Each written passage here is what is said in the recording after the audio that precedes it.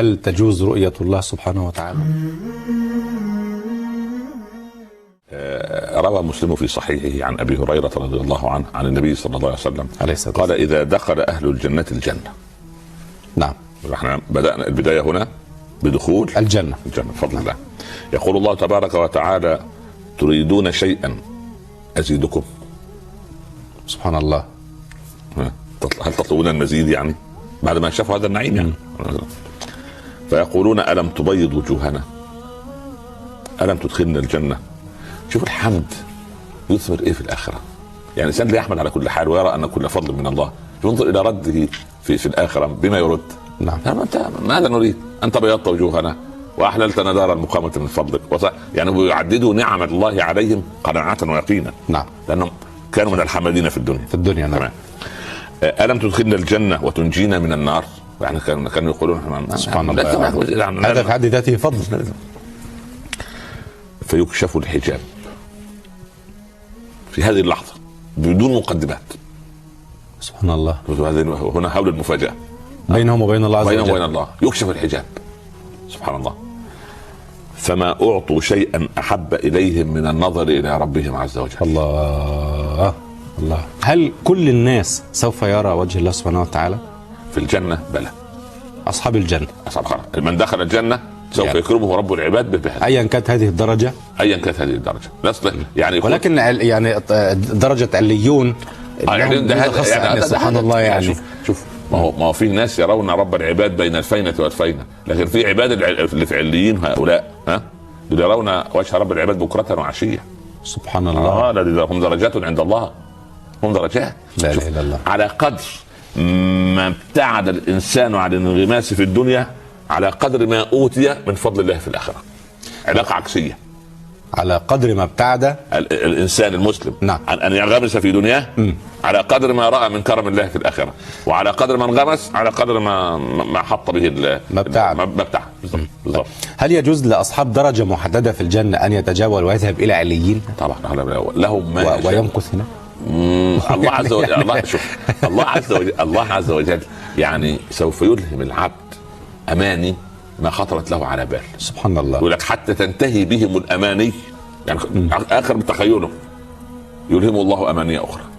الله عشان ما يقلق، عشان لا يقلق ولا يحصل له ملل. يعني لا يبغون عنها حيولا. لا اله الا الله. ماكد فيها، قاعد فيها. سبحان الله. طيب، هذا هو أكبر نعيم وأعلى درجة وأكبر فضل يتفضل به رب العباد على مخلوقاته وعباده، أن يريهم وجهه الكريم. هذه درجة لا يصل إليها إلا المؤمن الصادق الذي كد تعب عبد استقام. وهذا هو أكبر نعيم عند الله أعده لعباده المؤمنين. العلماء أجمعوا أن أكبر عذاب لأهل الجحيم هو الحجاب عن وجه الله الكريم. لماذا يعني معذرة وسامحني في هذا التساؤل، رؤية الله سبحانه وتعالى أعظم ما يتمنى المرء؟ أنت تعيش في الدنيا في كنف الله ورحمته وفضله ونوره. نعم. ألا يتوق العبد أن يرى خالق هذا الخير كله، صاحب النعم هذه كلها؟ بلى يا أخي، أنت لو واحد أضرب مثال بسيط، تأتيك منذ صغرك رسالة شهرية براتب مكتوب كده فاعل خير على مدى حياتك كلها لغايه ما بلغت من الكبر العتيه. نعم. فاعل خير، بس يعني لو اعرف طب من اين؟ طب صحيح. وبعدين يرسل لك في الازمات، اما يكون عندك ازمه خطاب جاي لك سبحان الله، يكون في ورطه عليك دين تروح تسدده، المحكمه يقول لك لا في حد جه هنا وسدد، تروح تدفع انفاق مش عارف تكاليف ايه والكهرباء ده واحد دفع لك الكهرباء، تروح تعمل مش عارف تقول اين هذا؟ ولله المثل الاعلى. الا يتوق العبد منا لمن اكرمه ونعمه ويسر له ورزقه الاسلام دون ان يساله ورزقه الهدايه وفضله على كثير ممن خلق تفضيلا. الا يتوق العبد لهذا الفضل كله؟ سبحان الله. ولذلك قال اهل العلم لو اطلع اهل الجحيم على وجه الكريم لنسوا ما هم فيه من العذاب. يا الله. ولو حجب وجه رب العباد عن اهل النعيم لما راقت لهم الحياة في الجنة لحظة. سبحان الله. فالنعيم كل النعيم في مشاهدة ومطالعة وجه الكريم، والعذاب كل العذاب في الحجب عن رب الارباب وعن وجه رب. وكلم الله موسى تكليما. خلاص بقى في كلام. طيب ولذلك سيدنا موسى هذا استدلال يعني قال رب أرني أنظر إليك. هذا أدب من الكريم.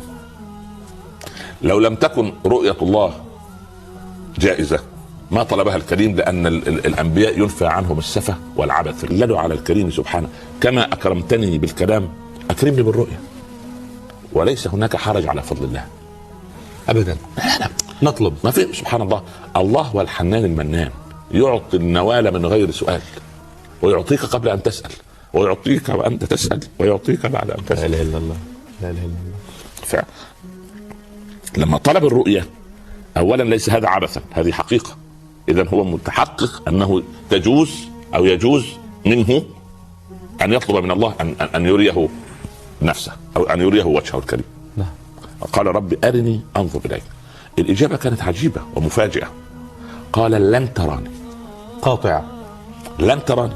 طيب قال العلماء وتقولون أنتم أهل اللغة أن لن تفيد الاستقبال، النفي مستقبلا وحالا واستقبالا، في الحال وفي الاستقبال. صحيح. لكنه لم يقل له لن تراني أبدا. لابد من مدلول اللفظ في القرآن. لم يقل له لن تراني أبدا. إذا قال أبدا هذا شرط يتحقق حتى ولو بالجنة. لو قال أبدا انتهت القضية، ليس هناك استحالة للرؤية حالا واستقبالا. لكن قال لن تراني في المستقبل القريب، هذا مستقبل الدنيا، لن تراني. قال لن تراني خلاص، لكن لم يقل أبدا. وبعدين كي يعني لا يترك موسى للحيرة أو للحيرة، يعني الحيرة دي في العراق بلد الحيرة. فصححوا لنا ما تتركونا نخطئ في اللغة. أنا أغضب من نفسي إذا أخطأت في اللغة. أنا أتألم يعني. نعلم ثقافات. الله يبارك، الله يبارك. فلهذا لا نرد. ولكن انظر إلى الجبل. المقارنة بين الجبل وبين كريم الله موسى مقارنة بين شيء ضخم قوي صلب باقي من الأزل. يعني الله خلقه قبل أن يوجد آدم، وسوف يظل بعد أن يموت موسى. استعظمها رب العباد في خلق. سبحان الله. فهذه الجبال، انظر إلى الجبل. الجبل يا موسى أعظم منك وأقوى منك وأشد منك وأصلب منك وأبقى منك. خلاص. فإن استقر مكانه فسوف ترى. خلاص. يبقى سبب أو علل أو ربط الاستقرار الجبل برؤية الله عز وجل بأن يا كريمي. سبحان الله. قال فلما تجلى ربه للجبل، إذن رب العباد يتجلى. صحيح. الله. فلما تجلى ربه للجبل جعله دكا. جعله أي الله سبحانه وتعالى جعل الجبل دكا. نعم. أو جعل الجبل دكا. دكا يعني ايه؟ استوى الجبل بالأرض، لم يكن هناك جبل. سبحان الله. المفاجأة الأخرى وخر موسى صاعقا. لم يتحمل منظر الجبل. سبحان الله العظيم. فكيف بإذن الله يرضى عليه. فلما تجلى ربه للجبل جعله دكا وخر موسى صاعقا. فلما أفاق قال سبحانك أنا أخطأت، سبحانك أنزهك يا رب عن كل نقص، أصرفك يا رب بكل كمال، لا أطلب منك هذا مرة أخرى. خلاص. علم موسى أن وهو قمة الأدب العجيب ما قال دعني أراك، لا أرني أي ضع فيا يعني قدرة من قدرتك وفضلا من فضلك وعظمة من عظمتك ورزقا من رزقك وشيئا من عندك حتى أستطيع أن أراك.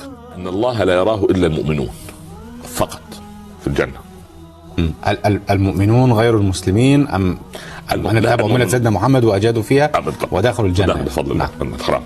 وأن بعض الآراء والعلماء يرون أن كل أهل الموقف سوف يرونه. الموقف الحشر. ما من عبد إلا وسيحاضره الله محاضرة. إذا ما من عبد يبقى كل العباد. الكافر دون ترجمان هكذا ويحاضره محاضرة بنص الحديث. سبحان الله. وهذا رأي. هذا حديث صحيح. طبعا. نعم. بلى. إن شاء الله بفضل الله إن شاء الله ما أتينا في أحاديث الوعد الحق إلا بالصحيح من الحديث إن شاء الله بإذن الله. أسأل إن حتى الكافر يحاضره الله سبحانه وتعالى. ما هو في نقطة، ما العلماء على رأيين أن الكافر أساسا هو أخذ من الدار للنار أساسا. فما ده اللي وقفوا دول المؤمنين العصاة أو المسلمين العصاة أو أصحاب يعني اللي كلفوا فما تكلفوا. الله سبحان الله. فقط. نعم. يعني هذا في راي ثالث يقول ايه؟ يراه المنافقون دون الكافرين. يعني المنافقون من المسلمين في قلبه لا اله الا الله، نعم، قد يرى وجه الله بس مش في الجنه، في المحشر. هذه اراء الامام احمد، واحنا لا ندخل في القضيه لان نحن لا ندرس قضيه اكاديميه، وانما نتحدث عن يعني يقول يجوز ان يرى وجه الله تبارك وتعالى في ارض المحشر لكل الناس. أيوة. وفي الجنه لاهل الجنه، وفي الجنه نظره نعيم، لكن في المحشر نظره خوف وحياء، نعم، واستحياء من الله سبحانه وتعالى. نعم. طيب. ابي هريره رضي الله عنه عن النبي صلى الله عليه وسلم ان ناسا قالوا يا رسول الله هل نرى ربنا يوم القيامه؟ اظن هذا سؤال واضح وصريح. جميل. قال صلى الله عليه وسلم هل تضارون في رؤيه القمر ليله البدر؟ يعني لما تنظر ليله البدر، ليله الرابع عشر الى القمر هكذا، هل تضار فيه؟ يعني هل يحجب عنك شيء؟ لا، وهو دون سحاب ودون سبحان الله. واضح. قالوا لا يا رسول الله. قال هل تضارون في الشمس ليس دونها سحاب؟ رقهم الى درجه ايه؟ اعلى. قالوا لا يا رسول الله. قال فانكم ترونه كذلك. الله اكبر، ما شاء الله. يجمع الله الناس يوم القيامه فيقول، بقيه الحديث يعني، من كان يعبد شيئا فليتبعه. اللي كان بيعبد شيء في الدنيا يمشي خلفه، خلاص. فيتبع من كان يعبد الشمس يمشي وراه. سلم يا رب. ومن كان يعبد القمر يسير خلف القمر، سبحان الله. ويتبع من كان يعبد الطواغيت اي شيء عبد من دون الله. نعم. يعني رئيس مرؤوس كوكب اعزكم الله، بقره، روث، حجر، نار، كل سبحان الله العظيم. وتبقى هذه الامه فيها منافقوها. سلم يا رب على منافقيها. سلم يا رب، سبحان الله. فياتيهم الله تبارك وتعالى في صوره غير صورته التي يعرفون. كيف؟ ما احنا لا نعرف صورته. صحيح.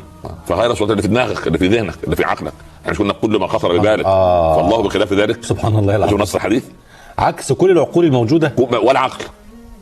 الله اكبر. لا تدركه الابصار وهو يدرك الابصار وهو اللطيف الخبير سبحانه وتعالى.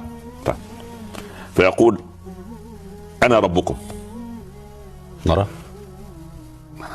سبحان الله. يقولون نحن مكاننا حتى ياتينا ربنا، فاذا جاء ربنا عرفناه. من المنافقون ام من يقول؟ المؤمنين يعني زي ما نكون ايه، يعني الله عز وجل بهذه السهوله يعني يرونه هكذا، فسبحان الله. فياتيهم الله عز وجل في صورته التي يعرفون، فيقول يعرفون متى؟ يعرفون بقى فكشفنا عنك غطاءك فبصرك اليوم حديد. هذا يعني المراد به. في هذا المراد هنا تتحقق الحقائق ان ايه؟ اذا راى وجه الكريم عرفه. الله اكبر. لانه عاش على طاعته في الدنيا، فنرى الله له بصيرته فراى ربه في الاخره. نعم. سبحان الله. فيقول انا ربكم، فيتبعونه ويضرب الصراط على ظهر جهنم، فاكون انا وامتي اول من يجيز. الرسول صلى الله عليه وسلم. يبقى متى في هذا الكلام؟ متى؟ في الحشر، ارض المحشر. تمام. نص الحديث. نعم. يبقى في عندنا حديث مسلم في الجنه وفي ارض المحشر. وفي ارض المحشر هو ثاني. ولا يتكلم يومئذ الا الرسل، لا تسمع الا همسه. صحيح. وعنت الوجوه للحي القيوم وقد خاب من حمل ظلم. خلاص.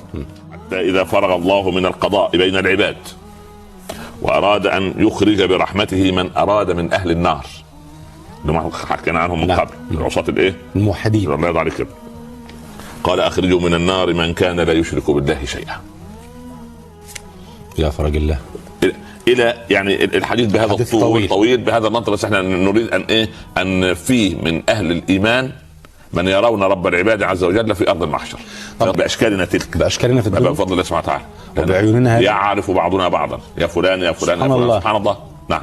لا تتغير هيئتنا ولا خلقتنا. لا بفضل الله سبحانه وتعالى. ونرى الله ونحن على هذه الشكل. ونحن على هذا الشكل سبحان الله. فضيلتكم تقول على الارائك متقابلين وعلى الارائك ينظرون. يكون بعضنا يرى بعضا هكذا، يعني الا توجد خصوصيه في؟ لا، في خصوصيه. ده في الاجتماعات هم يجتمعوا مع بعض زي ما كانوا بيجتمعوا في الخير في الدنيا، يجتمعوا في الجنه في الخير. لكن في خصوصيه بعد ذلك دي في اللقاء. في خصوصيه يعني في خصوصيه، لكن عند اللقاءات العامه يلتقي مع اخوانه سبحان الله، اللي خلى من كرم الله عز وجل.